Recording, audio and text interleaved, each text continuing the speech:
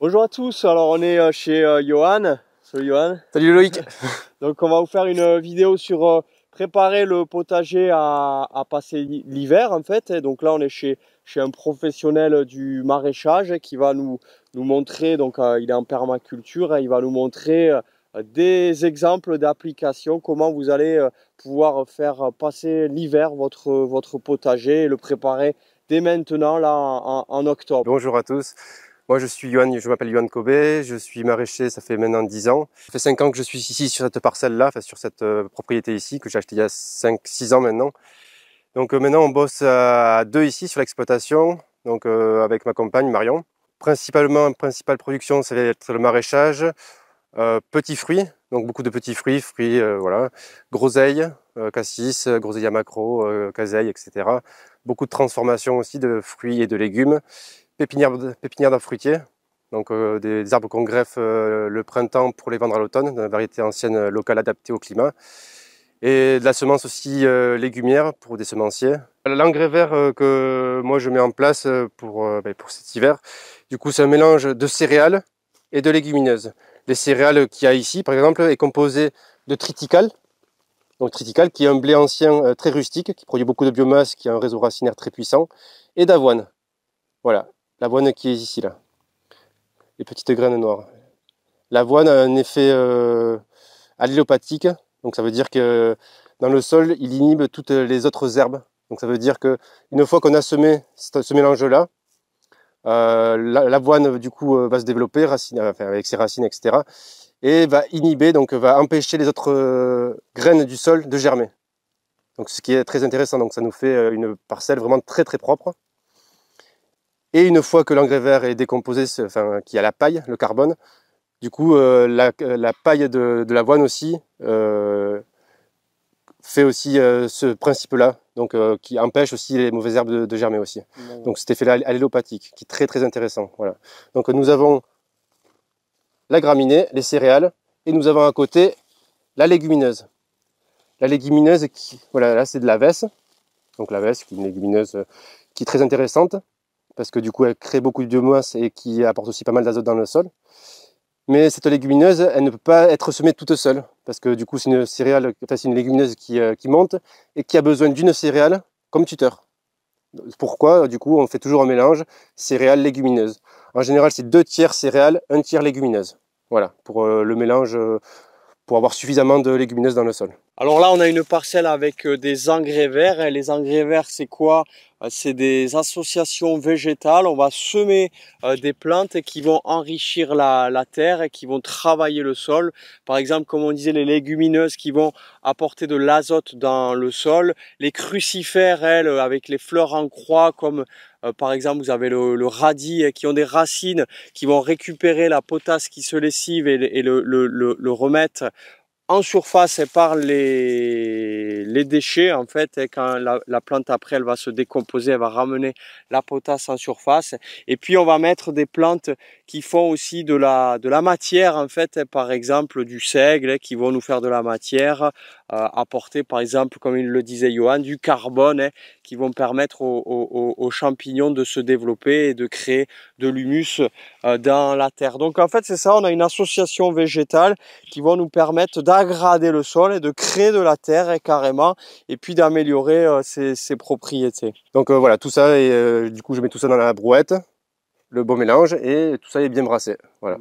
Voilà pour les... Là c'est plutôt le côté professionnel, avec bien sûr plein de choses utiles aussi pour les particuliers. Maintenant, si vous êtes particulier, que vous voulez semer des engrais verts pour permettre à votre parcelle de mieux passer l'automne-hiver et la récupérer au top au printemps, vous trouvez des mélanges d'engrais verts déjà prêts dans les jardineries du coin. Vous allez voir, vous en aurez avec des crucifères, des légumineuses et des fabacées par exemple. Moi j'utilise 2 techniques différentes pour semer l'engrais vert. Tout dépend du sol, si le sol est déjà meuble ou pas. Donc là par exemple ici cette planche là, cette année il y avait de l'oignon, de l'oignon oignon sous paille. Donc il y a quelques reliquats de culture que bon, on a zappé, bon bref, on récoltera ça plus tard. Donc là le but ça va être de semer juste avec un râteau. Voilà, donc pas de motorisation ni quoi que ce soit.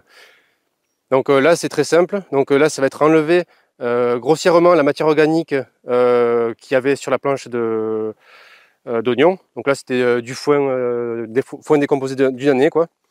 Mais pour semer l'engrais vert, il faut quand même de la terre. Voilà. Et on voit déjà, c'est quand même assez meuble. En fait, je rentre la main dans la terre. C'est une terre quand même assez meuble ici. Ouais. Elle est pas trop mal. À partir du moment où est-ce qu'on arrête de la travailler, elle devient bien bonne, très bonne. Donc là, pour préparer du coup le lit de semences, mais ça va être très simple, ça va être enlever la matière organique. Donc un coup de râteau, on met ça sur le côté, hop. Les herbes qui sont en place, on s'en fiche, parce que ces herbes-là, elles vont être étouffées après par l'engrais vert. Donc on peut les laisser, elles vont pas nous poser de soucis. Si elles sont pas trop hautes, hein. Si elles sont pas trop hautes, parce que sinon après avec le râteau c'est compliqué. Donc on ratit tout ça, hop, on met tout ça sur le côté.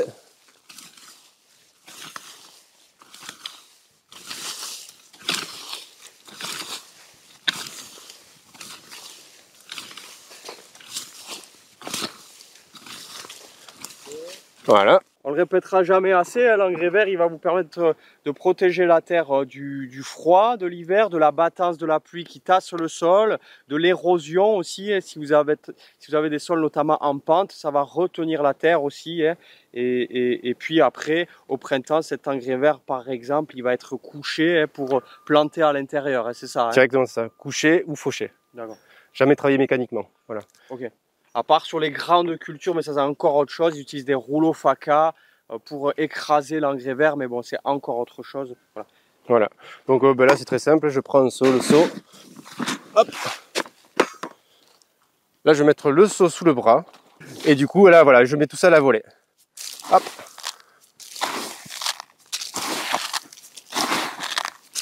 Presque une poignée au mètre carré. Hein. Oh oui, une bonne poignée au mètre carré, ouais. Après on pourra regarder par rapport à la densité au sol. Donc voilà, là j'ai semé cette partie là. Donc là si on regarde au sol, on voit la légumineuse, on voit de la graminée assez bien répartie. Donc là je vais pas mettre plus. Voilà. Voilà, c'est exactement le même principe avec le basalte paramagnétique, ici à 9000 micro CGS. Donc pareil pour améliorer les propriétés de la terre, hein, qui est légèrement basique aussi, et donc améliorer la microbiologie du sol aussi, le développement des végétaux. Et bien là, qu'est-ce qu'on fait? C'est que on en met pareil un peu, vous voyez, sans marcher sur la parcelle, à la main, grosso modo, vous faites un peu hop comme ceci, et à reculons, on essaye de le mettre densément. Maintenant il est temps de recouvrir les graines. Donc ça sert à rien de les enfoncer trop profond, on a un râteau. Donc on y va, hop. Toujours faire les mêmes gestes pour éviter d'accumuler les graines à un endroit. C'est les va-et-vient alors. Hein.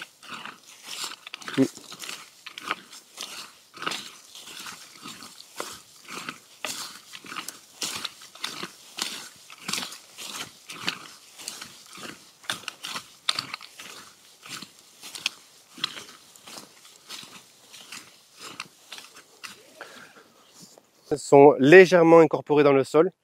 Je vais remettre la matière organique que j'avais mis tout à l'heure sur le côté, le remettre dessus. Ça aura pour avantage du coup d'éviter le lessivage s'il y a des trop grosses pluies directement après. Bon, il n'y a pas beaucoup de matière organique, mais c'est toujours ça. Et toujours pareil, d'apporter du carbone produit sur place directement sur la même planche. Quoi, voilà. Donc c'est très simple, c'est prendre le râteau et puis ramener tout ce qu'il y a dessus. Tout ce qui est à côté dessus.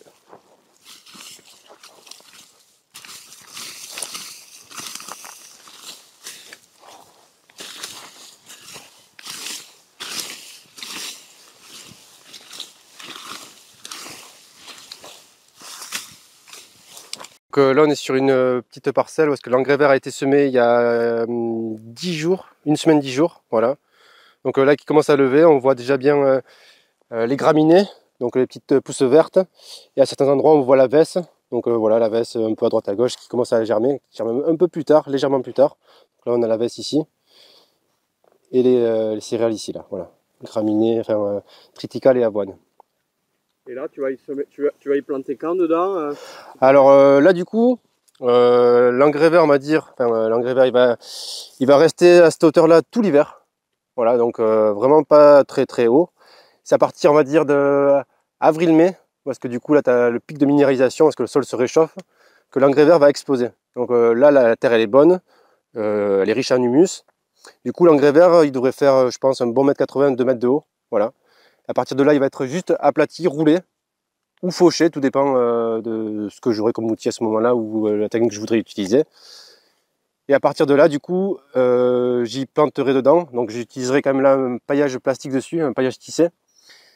Et là-dedans, il y aura patate douce l'année prochaine sur cette parcelle-là. Voilà. Que du coup, ça fait beaucoup de matière organique. Donc ça va faire vraiment un mulch qui va faire au moins 10 cm d'épaisseur. Donc ça, c'est vraiment très très intéressant. Donc vraiment très dense. Qui va mettre sous paillage tissé au moins 2 ans à se décomposer.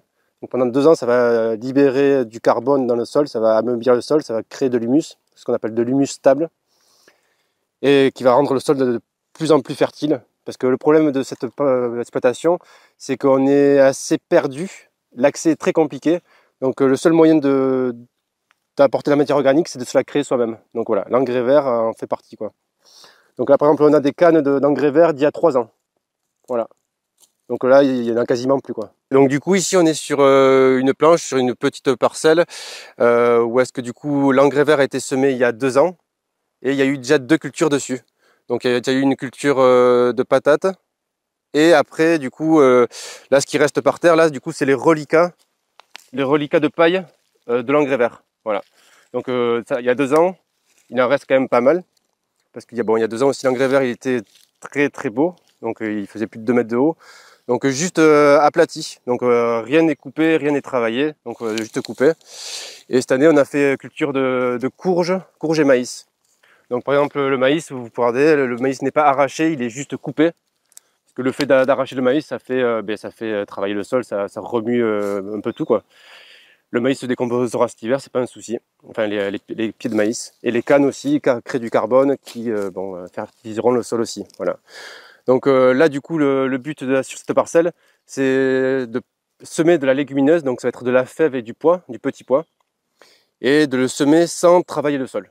Voilà, donc là, on a un sol vivant, donc c'est-à-dire qu'il suffit d'écarter le sol, et puis la terre, elle est juste incroyable, voilà.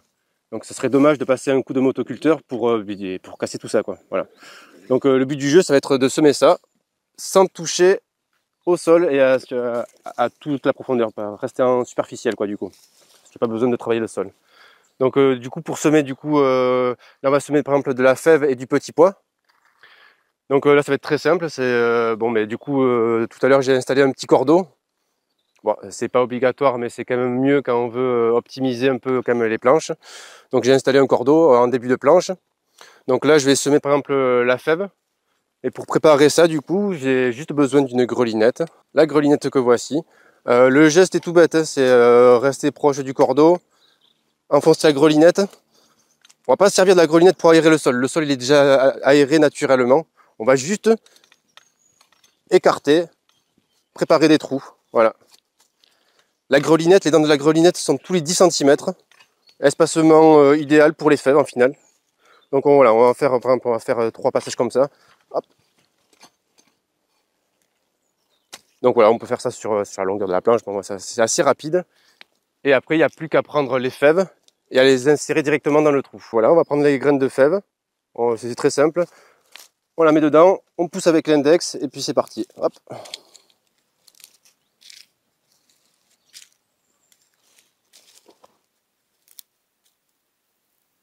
Alors les graines de fèves, il ne faut pas hésiter à les enfoncer. Bon, pas non plus à 10 cm, mais si elles sont à 5-6 cm du sol de profondeur, il n'y a pas de souci. Il n'y a vraiment aucun souci.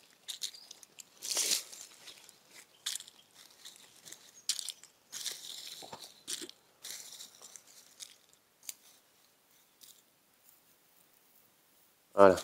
L'avantage des fèves, c'est que donc c'est de la famille des légumineuses ou fabacées. Donc c'est une plante qui a les racines qui s'associent avec des bactéries, et ces bactéries, elles enrichissent le sol en azote, et donc ça va apporter de l'azote, fertiliser la terre gratuitement, on va dire. Pas besoin de mettre de fumier avant de mettre les fèves, hein, parce que justement c'est une culture qui enrichit le sol en azote. Exactement. Et puis c'est bien de mettre des légumineuses minimum tous les 4 ans. Voilà, c'est toujours bien de rapporter un peu d'azote. Ça apporte pas non plus énormément d'azote, c'est-à-dire que d'ailleurs on va pas mettre de la tomate directement dessus, il manquera quand même quelques éléments minéraux, bon, Voilà. Mais c'est quand même très intéressant. Surtout, voilà. Là, on appelle ça c'est la 4e année, c'est la dernière année où est-ce que du coup le sol est le plus pauvre en azote parce qu'avant on a mis 3 cultures exigeantes en azote. Voilà. Donc là, cette année, du coup, on met une dernière culture en légumineuse, du coup, histoire de reposer un peu le sol et aussi permettre aussi la matière organique qui reste de se décomposer avant de redémarrer l'année prochaine un engrais vert et redémarrer après sur des cultures exigeantes. Il y en a ce qu'ils font au potager, c'est qu'après les engrais verts, après avoir mis les engrais verts, par exemple, ils plantent des légumes type salade, type feuilles en fait, hein, vu qu'il y a de l'azote qui a été apporté, la salade elle aime beaucoup ça et ça l'aide à se développer. Et là tu expliquais alors que tu fais une association fève-pois, petit pois assez nain en fait, hein. Pourquoi du coup cette association? Pourquoi cette association? Parce que du coup, c'est 2 plantes qui poussent bien l'une avec l'autre, qui ne se font pas de concurrence. Et surtout, la fève crée aussi un tuteur pour le petit pois. D'accord. Voilà, ça qui est assez intéressant. Donc, sur la même ligne, on peut faire 2 récoltes. D'accord. 2 récoltes de 2 légumes différents sur la même ligne. Donc, ce qui est assez intéressant.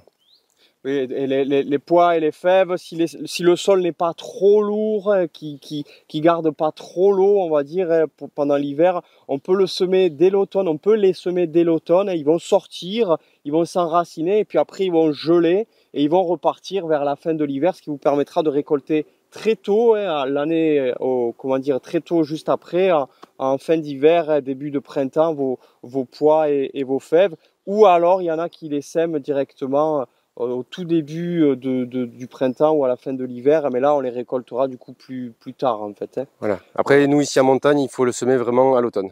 Parce que si on le sème au printemps, avec les pluies du printemps, il y a tout qui pourrit. Donc s'il n'y a pas déjà le réseau racinaire de la légumineuse qui est en place, ça pourrit, clairement. Voilà. Okay. Alors là, tu as un outil que tu as utilisé? Oui, c'est un outil basique, c'est le butoir, un butoir quoi. Utiliser un usage, on va dire, autre que pour buter de la terre. Ça va être juste pour, on va pas dire déchaumer, mais juste pour écarter un peu la matière organique, pour après semer le petit pois avec un semoir. Parce que les petits pois, c'est des petites graines, on va pas passer non plus la journée à semer du petit pois, tandis qu'avec le semoir, comme on verra après, c'est beaucoup plus rapide et beaucoup plus efficace. Donc du coup là, le rang de fèves, il est juste ici, donc juste contre. Je vais juste passer ça, donc ça sert à rien d'aller en profondeur. Hein. C'est juste là, comme ça, hop.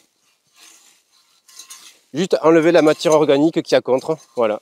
Oui, voilà, c'est vraiment juste pour créer un sillon. Voilà. On voit que la terre dessous, elle est meuble, elle est assez fine. D'ailleurs, quand moi je marche là, je le sens sous mes pieds, comment dire, ça s'enfonce. La terre a été ameublie grâce à cet engrais vert et ce paillage qui a les racines, voilà, qui un peu ameubli, on va dire, le sol. Hein. Et plus le paillage, c'est bien connu, qui attire les vers de terre, etc., qui ameublit la terre. Hein. Donc voilà, j'ai fait ce rang-là. Ça m'a fait mettre un peu de terre sur les fèves. Alors, rien à faire, tout va bien. La matière organique qu'il y a dessus, tout va bien. Les fèves vont très bien se porter, ça ne va pas leur poser de problème. Donc du coup, maintenant, on va prendre cet engin. C'est un engin, on va dire, pas professionnel, mais semi-professionnel, on va dire. Voilà, ça s'appelle un semoir qui, en fait, il y a la roue de devant qui entraîne une courroie. Cette courroie va entraîner du coup un disque qui va récupérer les graines directement dans ce petit bac là et va les envoyer directement hop là-dedans. Voilà. Et donc du coup, juste en circulant, la graine va tomber et la petite chaîne devrait recouvrir. Voilà. Bon. Ah d'accord. Oui, ça permet à intervalles réguliers, voilà. régulières de semer les graines. Ça s'appelle comment? C'est un semoir, c'est ça? C'est un semoir bon, c'est un semoir de précision, entre guillemets précision.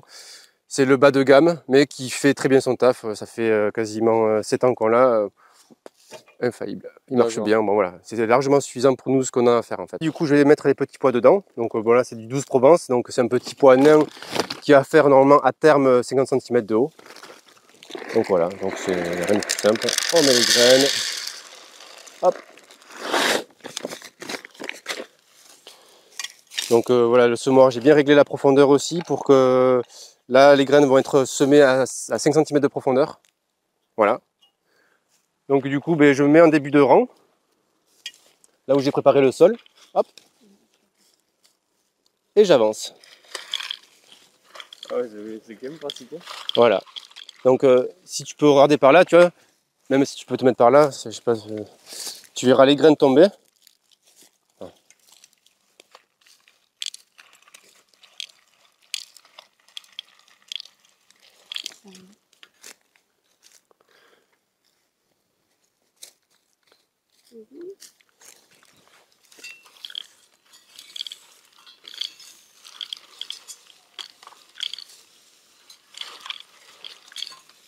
Voilà, il ne faut pas hésiter à marcher sur son rang après derrière, ça fait tasser, ça tasse du coup. Et ça crée l'osmose entre la graine et le sol. Donc voilà, ça on sème aussi rapidement qu'on marche. Donc ça c'est vraiment très pratique, donc en une minute, même pas une minute, on sème 50 mètres. Que si on regarde bien, on voit aucune graine en surface. Donc ça veut dire que la graine a bien été semée. J'y ai marché dessus, donc ça a un peu plombé le sol, ce qui permettra du coup une meilleure osmose entre la graine et la terre. Voilà. Donc tout ça, donc il y a la fève ici, le petit pois là. La fève va se développer, le petit pois après il se développera aussi en même temps. Et la fève va servir de tuteur. Donc voilà, ça c'est un premier rang. Je ferai un second rang après, du coup à 50 cm juste à côté. Voilà. Avec exactement pareil. Le même principe, exactement le même principe. D'accord, tu fais des plates-bandes de combien de large à peu Donc moi c'est des planches qui font 1,20 m de large. 1,20 m de large, voilà, sur en général 25 ou 50 mètres de long. 25 mètres sur cette parcelle là, 50 mètres en haut. Et voilà, donc c'est quelque chose qui se fait assez rapidement. Donc faire par exemple 300 mètres carrés, donc ça fait 4 planches de 50 mètres. J'y passe peut-être maximum 2 heures. Donc en 2 heures, il y a 4 planches de semer. 4 planches, donc ça fait environ 8 rangs. Alors voilà, dans votre potager, si vous avez exactement le même principe, mais pas le semoir, hein, voilà, vous avez ameubli la rangée, hein, normalement, en passant le coup de griffe, par exemple, et puis on sème comme ça, assez serré, à la main, hein. Vous voyez, il y en a presque tous les 5 cm, comme il disait Johan. Et puis ensuite, on recouvre un peu comme ça le rang, tout simplement, et la paille par-dessus. Et ça va très bien sortir, hein, voilà. Alors merci Johan de nous avoir accueillis pour cette vidéo sur les engrais verts. Bien sûr, comment dire, on est des passionnés, on pourrait parler pendant 2-3 heures, on aurait toujours des choses à dire sur les engrais verts, mais voilà, ça fait une petite vidéo sympa pour vous donner des idées aussi d'application. Alors merci, et puis le mot de la fin, est-ce que tu as quelque chose à dire aux gens qui ont regardé la vidéo, voilà. En tout cas, merci d'être passé. Et je suis content aussi de pouvoir partager aussi ce mode de culture, parce qu'en soi c'est aussi une culture qui est très importante. Donc je conseille à tous les jardiniers, même les plus petits jardiniers, c'est quelque chose qui en vaut la peine. Et même si on se rate, on a toute notre vie pour réussir. C'est bien. Ben merci à tous, plein de bonnes choses, à bientôt. À bientôt, salut!